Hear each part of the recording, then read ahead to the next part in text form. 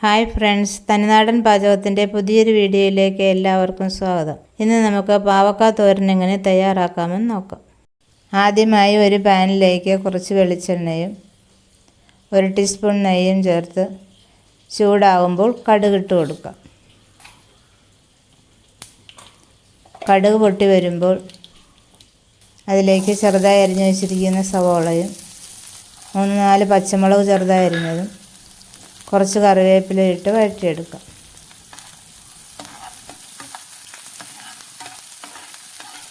സവോളയെല്ലാം ചെറുതായി വഴന്നു വരുമ്പോൾ അതിലേക്ക് ചെറുതായി അരിഞ്ഞു വെച്ചിരിക്കുന്ന പാവയ്ക്കയും ആവശ്യത്തിന് ഉപ്പും ചേർത്ത് മിക്സ് ചെയ്ത് കൊടുക്കാം.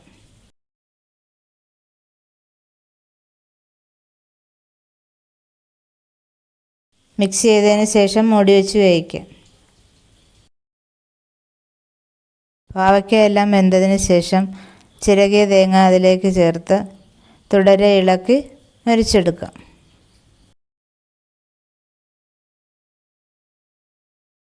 തേങ്ങയെല്ലാം മൊരിഞ്ഞ് ലൈറ്റ് ബ്രൗൺ നിറമാകുമ്പോൾ ഫ്ലെയിം ഓഫ് ചെയ്യാം.